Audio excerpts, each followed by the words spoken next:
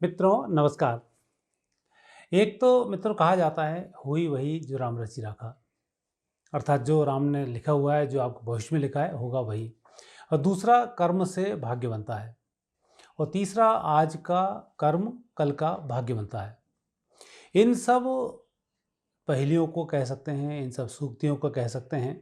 इसको देखते हुए हम आगे बढ़ते हैं। तो एक सूत्र इसमें भी है कि जब आप किसी छोटे छोटे उपाय को करते हैं तो उन समस्याओं से आप निजात पा जाते हैं। अर्थात कई प्रकार की समस्याएं हमने देखी हैं और कई प्रकार के सूत्र हमारे धर्मशास्त्रों में भरे पड़े हैं। उनको यदि हम पालन करते हैं तो निश्चित रूप से हम आने वाले भविष्य को बदल सकते हैं। और उसी के तहत ये कार्यक्रम अभी हम आपके लिए लेकर आए हैं। इस कार्यक्रम के 6 बातों की विशेष चर्चा है। पहली, विद्यार्थी जीवन में आपको क्या करना चाहिए। दूसरा, नौकरी में सफलता के लिए आपको क्या करना चाहिए। तीसरा, व्यवसाय में सफलता के लिए क्या करना चाहिए। चौथा, विवाह अच्छा हो, वैवाहिक जीवन अच्छा रहे, उसके लिए क्या करना चाहिए। पांचवा, स्वास्थ्य आपका अच्छा रहे, उसके लिए क्या उपाय करना चाहिए। और छठा है, आध्यात्मिक दृष्टि से उन्नति के लिए आपको क्या क्या आध्यात्मिक उपाय करना चाहिए। उनकी हम आपसे इन सब में चर्चा करेंगे।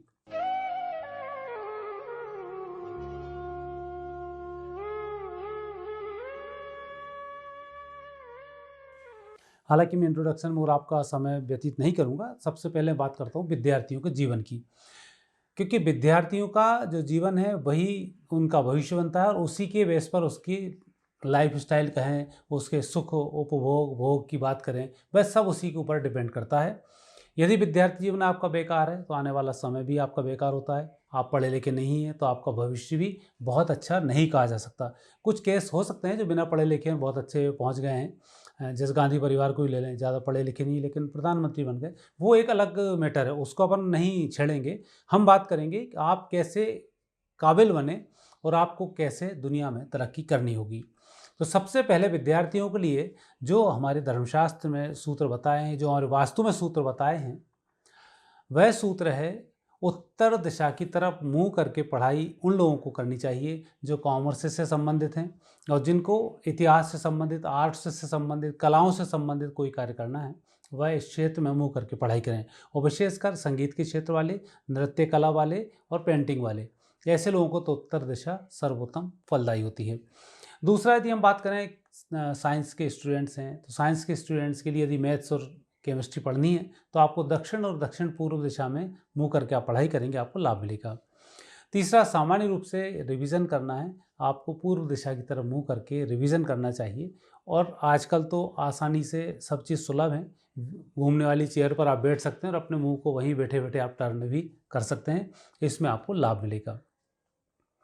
दूसरा, विद्यार्थियों को तरक्की के लिए गणेश जी और सरस्वती की साधना करनी ही चाहिए। और आप मानकर चलें, बिना भगवत सत्ता के कभी कोई तरक्की नहीं होती। क्योंकि मैं कई हजार करोड़पतियों को भी जानता हूँ जो पढ़े लिखे तो ठीक गए, लेकिन जहाँ उन्होंने धर्म का त्याग किया वहाँ आज विदेशों में भागते फिर रहे हैं। तो इसलिए आपको विद्यार्थियों को विशेषकर इस बात का विशेष ध्यान रखना चाहिए। दूसरा, जिस टेबल पर आप पढ़ रहे हैं उस टेबल पर पढ़ने के लिए सामने ब्लैक कलर, ब्लू कलर, ये 2 कलर नहीं होना चाहिए। और डार्क रेड कलर से भी आपको बचना चाहिए क्योंकि ये क्रोध देता है। अन्य लाइट कलर आप अपनी दीवार पर कर सकते हैं, उससे आपको फ़ायदा भी होगा।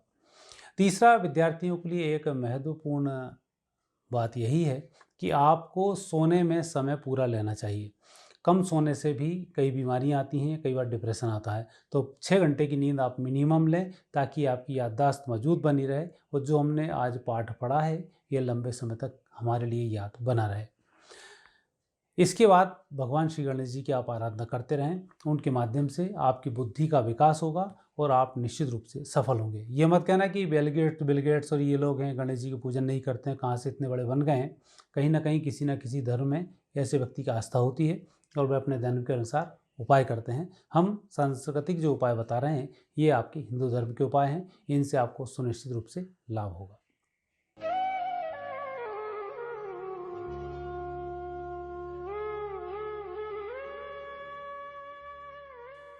नौकरी की बात की जाए, नौकरी में सफलता के लिए ज्योतिष शास्त्र में शनि और चंद्रमा 2 ग्रह मजबूत होना जरूरी है। शनि से दासत्व आता है और उसमें हम नौकरी करते हैं। नौकर चाहे नौकर हो, चाहे चीफ सेक्रेटरी हो, ये सब नौकर ही कहलाते हैं, ये सब चपरासी कहलाते हैं। पोस्ट के अनुसार इनके नाम, किसी का कलेक्टर, किसी का कमिश्नर, किसी का अलग अलग नाम रखते हुए चीफ सेक्रेटरी तक ये पहुंच जाते हैं। लेकिन अंतोगत्वा काम इनका यही है कि सरकार की चमचागिरी करना, सरकार की चापलूसी करना और सरकार के कहे आदेश को मानना, अर्थात आप पूर्ण रूप से नौकर ही हैं। और सभी लोगों का शनि इसमें प्रबल होता है, तब आपको नौकरी की प्राप्ति होती है। चंद्र प्रबल होता है तब शासकीय नौकरी की आपको प्राप्ति होती है। चंद्र और शनि, यदि आप शासकीय नौकरी में जाना चाहते हैं तो दोनों को बलि करना जरूरी है। चंद्रमा को पूर्ण रूप से बलि करने के लिए आपको भगवान शंकर की आराधना करनी चाहिए। और भगवान शंकर भी यदि दक्षिणमुखी हों बहुत अच्छा होता है। महाकाल की आप आराधना करें, उससे आपको लाभ मिलेगा।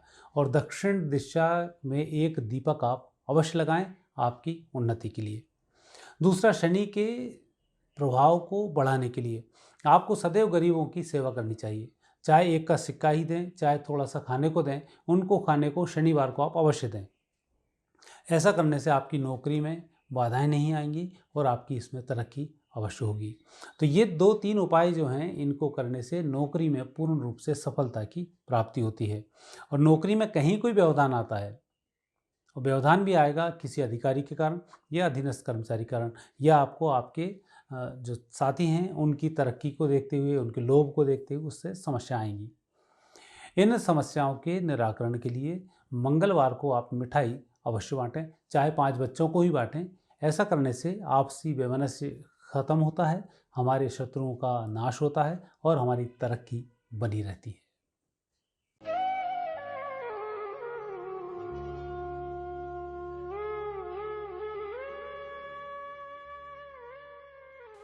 व्यवसाय को लिए जाए, व्यावसायिक सफलताओं को लिए जाए, तो इसमें बहुत बड़े उपायों की आवश्यकता आपको नहीं होती है, लेकिन काम आपका बहुत बड़ा होता है, क्योंकि एक ही व्यवसाय कई सारे लोगों को रोजगार उपलब्ध कराता है।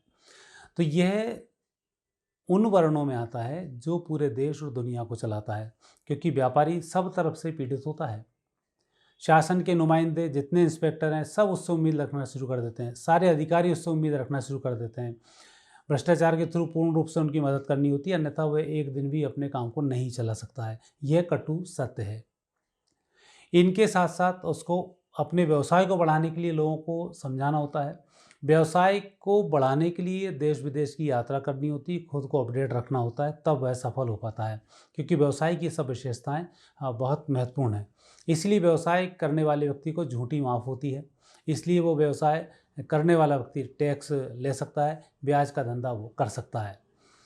ऐसे समय में आपको अपने व्यवसाय में सफलता पाने के लिए एक ग्रह होता है सूर्य, जिससे आप हेड ऑफ द डिपार्टमेंट बन जाते हैं। जैसे आप मुकेश अंबानी हैं, टाटा हैं, बिरला हैं, ऐसी स्थिति में यदि पहुंचेंगे तो आपका सूर्यबली होगा, अर्थात आप वहां के राजा होंगे और वहां से आप पूरे व्यवसाय को चलाएंगे। ऐसे जो बड़े लोग हैं जो खुद की इंडस्ट्री चला रहे हैं और लोग उसके नीचे काम कर रहे हैं, ऐसे व्यक्तियों को सूर्योदय से पहले जागना चाहिए, सूर्य पर जल चढ़ाना चाहिए, ताकि जितने आपके नीचे लगे काम वाले लोग हैं ये सब आपके आदेश का पालन करें ईमानदारी के साथ, और आपकी तरक्की लगातार बनती रहे। दूसरा वह व्यवसाय होता है जो व्यवसाय सामान्य रूप से करता है। ज्वेलरी का व्यवसाय कर सकता है, मेडिकल का व्यवसाय कर सकता है, किराने का व्यवसाय कर सकता है, या नाना प्रकार के जो व्यवसाय होते हैं। इन व्यवसायों की सफलता के लिए बुध का मजबूत होना बहुत जरूरी है। बुध के मजबूत वाले व्यक्ति को जहाँ भी कन्याओं की शादी हो रही हो, चाहे अपने परिवार में हो, चाहे अपने दोस्तों के यहाँ हो, चाहे आप ना पहचानते हो उनके यहाँ हो, कहीं ना कहीं किसी न किसी रूप से उनकी मदद करनी चाहिए। गरीबियों के यहाँ है तो चांदी की वस्तुएं भेंट कर सकते हैं, चाहे बिछड़ी ही भेंट करें, छोटी सी वह कर सकते हैं। उनके घर में खाने की व्यवस्था करा सकते हैं। परिवार में शादी विवाह होता है तो वहाँ पर तो विशेष रूप से आपको ध्यान देना चाहिए, गहने ही आप उसमें दान दें तो आपके व्यवसाय में लगातार तरक्की होगी। और जो व्यावसायिक प्रतिष्ठान है जहाँ से आप व्यवसाय कर रहे हैं, वहाँ पर एक प्याली में थोड़े से मूंग, थोड़े से उड़द, थोड़ी सी मसूर की दाल, इन 3 दालों का मिश्रण रखना चाहिए हर शनिवार को। और तीनों का मिश्रण अगले शनिवार अर्थात शनिवार को रखें, और अगले शनिवार आने से पहले उसको चौराहे पर डाल दें या दुकान के सामने डाल दें, फिर नए आपको भर के रख देना चाहिए। ऐसा रखने से आपकी तरक्की में 4 चांद भी लगेंगे, आपको दिक्कत भी नहीं है। कोई भी व्यवसाय आप कर सकते हैं, कांच की प्याली में 3 वस्तुओं को आप रख सकते हैं। व्यावसायिक सफलता के लिए एक उपाय छोटा सा और है, आप अपने प्रतिष्ठान में एक दीपक किसी भी रूप में आप जला कर रखें। यदि आपकी कपड़े की दुकान है तो अवश्य ही आपको बहुत संभाल के रखना होगा। छोटा सा दीपक आग लगा सकता है। जब विपरीत दिन आता है तो थोड़ी सी देर के लिए 1 या 2 मिनट के लिए आप जलाएं। नहीं जलाएं तो अग्नि से आप जो भगवान हैं उनकी आप आरती करें। अग्नि का एक स्रोत होना चाहिए जो आपके व्यवसाय को बढ़ाता है। और व्यवसाय में घाटा चल रहा हो, व्यवसाय में लगातार लोगों की नज़रों से परेशानी आ रही हो, या लगातार छापे पड़ रहे हों, या सरकारी अधिकारियों से आपको परेशानी आ रही हो, तो ऐसे समय में दक्षिण मुखी हनुमान जी की आपको आराधना करनी चाहिए और अपने व्यवसाय को बढ़ाने का लगातार प्रयास करना चाहिए। इनसे आपको लाभ मिलेगा। सरकारी अधिकारियों कर्मचारियों से लड़ने की ज़्यादा कोशिश नहीं करनी चाहिए, क्योंकि ये जब दुष्टता पर आते हैं तो आपका सर्वस्व नाश कर सकते हैं। बाकी आप कोर्टों में निपटते रहें, 10-20 साल तक केस चलेगा, आप तब तक निस्ते नाबूद हो जाएंगे। इसलिए आपको विशेष ध्यान देना है कि इनकी खुराक आप देते रहें तो ये लिमिट में रहेंगे और आपका काम बनता रहेगा। क्योंकि व्यापार कैसे बढ़ाना है उसका ये एक हिस्सा है। रिश्वत हमारा कोर्ट मानता हो नहीं मानता हो एक अलग बात है, लेकिन इसके बिना काम नहीं चलता है। ये जब भी आप व्यवसाय करेंगे आपको समझ में आ जाएगा। तो वो एक हिस्सा मानकर आप उसे चलें, उसको अन्यथा विरोध का हिस्सा ना बनाएं। और एक बात अंतिम व्यवसाय में ध्यान रखें, जब आप व्यवसाय करना चाहते हैं तो लक्ष्मी जी की आप आराधना अवश्य करें। उनकी आराधना से आपके व्यवसाय में लगातार उन्नति होती रहेगी।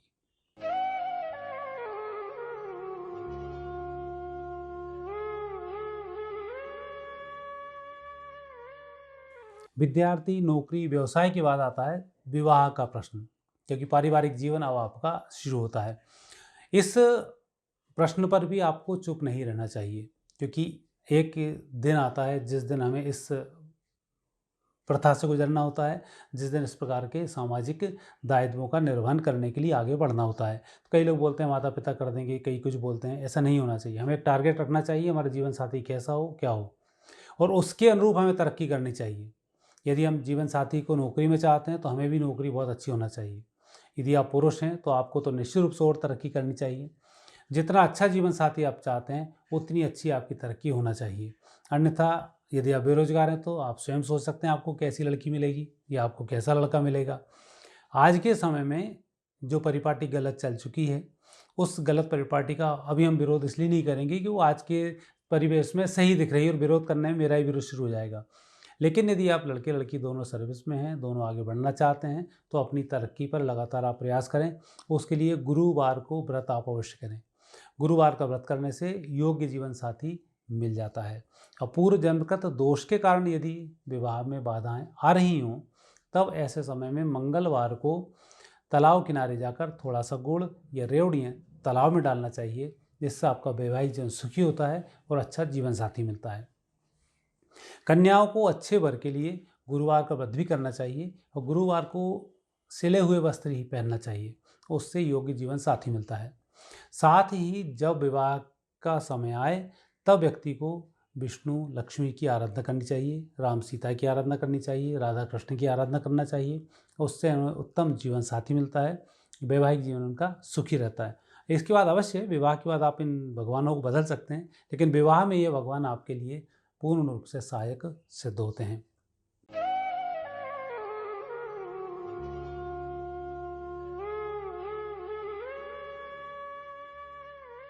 स्वास्थ्य निश्चित रूप से ये तो हमारे यहाँ सबसे पहला गया है, पहला सुख निरोगी का है। सुख में सबसे पहला सुख स्वास्थ्य का सुख है।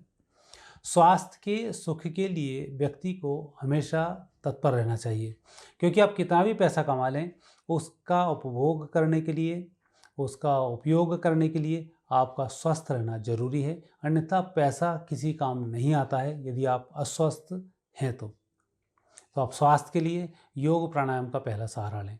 और दूसरे उपाय आपको करना चाहिए, जिस तिथि को आपका जन्म हो उस तिथि का व्रत आप अवश्य करें। इससे आपको पूर्ण आरोग्यता की प्राप्ति होती है। साथ ही लग्न के स्वामी का पूजन करना चाहिए, हनुमान जी की आराधना करनी चाहिए और उत्तम स्वास्थ्य के लिए योग, ध्यान, प्राणायाम के साथ साथ योग निद्रा का भी उपयोग करना चाहिए। योग निद्रा आप आने वाले वीडियो में आपको हमारे यहाँ दिखाई देगी, जो आपको बहुत अच्छा लगेगा उस योग निद्रा को करने के बाद। स्वास्थ्य आपका अच्छा रहे, भगवान शिव की कृपा से स्वास्थ्य अच्छा होता है, तो शिव जी की आराधना उत्तम स्वास्थ्य के लिए करनी चाहिए। महीने में एक बार भगवान शिव के मंदिर में जाकर दीपक अवश्य लगाना चाहिए। यह आपके स्वास्थ्य को देते हैं। महामृत्युंजय मंत्र के जाप करना चाहिए इससे आपके स्वास्थ्य में लाभ मिलता है।